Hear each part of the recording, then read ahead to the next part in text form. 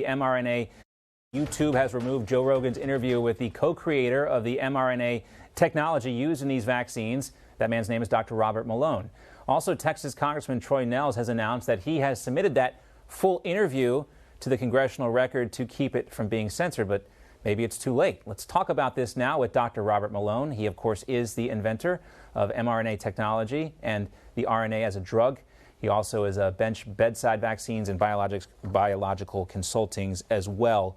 Dr. Malone, great to have you with us. Thanks. Just to correct the record there, I also serve as Chief Science and Regulatory Officer for the Unity Project and the President of the International Alliance of Physicians and Medical Scientists, which is over 16,000 docs. Yeah, I'm glad we got that in because it's not like you're, some unheard hack coming in off the street here. You know, up until this point, you were respected by almost everyone. But what is it, Dr. Malone? I mean, I know what they are saying.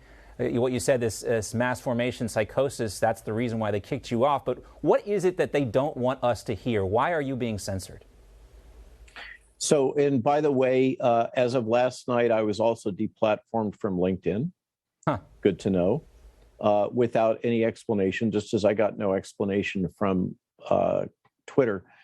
It appears that the inciting event was my posting a link to a Canadian COVID Care Alliance video, which summarizes the various data manipulation and malfeasance that has happened with the development and licensure packages associated with the Pfizer vaccine.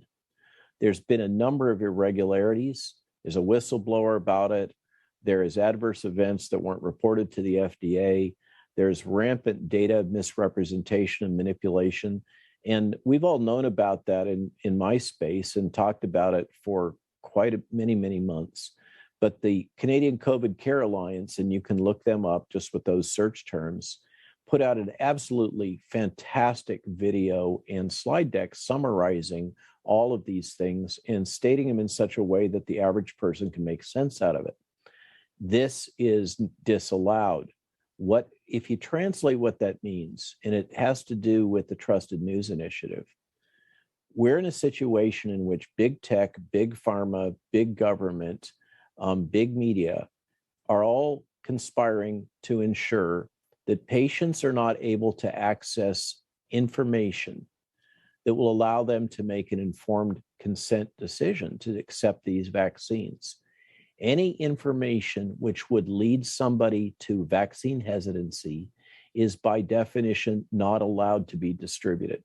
So what that means is when you take a vaccine, you have to make an informed decision to accept it. This is the Nuremberg Code, Helsinki Accord, Belmont Report, and what we call the common rule in federal law. And you are not able to get access to that information because it is specifically prohibited that you shall not be able to access it. The question is, you and I both know the truth eventually does come out here, even though seems to be a concerted effort to suppress a lot of the clinical information. I mean, we were just talking about the fact that they want to suppress this stuff for 50, 75 years? Just so. Why? I mean, and how is that even legal, considering we're all basically being mandated to take these vaccines? It's not legal. This gets to my point that I made on Rogan, is the government has gone rogue. And what can explain that? This has been one of the great conundrums. How can you explain this rogue behavior on the part of governments, World Health Organization, et cetera, across the globe? And this is the importance of Matthias Desmet's insight into mass formation. And it's not just Matthias. There have been many books written about this for decades. This is the same process that led to Stalin's purges in the Soviet Union. This is the process. I'm not saying that vaccine advocates are Hitler. Right. I mean, this is what happened. But this is what happened to the German people. This is what happened in the French Revolution. This is probably what led to the death of Socrates by drinking hemlock. And many people that are grounded in religious theology note the parallelism between the situation confronted by Jesus Christ historically and the trajectory of what he was subjected to. He had full knowledge that he would be crucified. That's a core part of that story. I'm not in any way saying that myself, Peter McCullough, or anybody else is Jesus Christ. There is only one Jesus Christ. We are not it.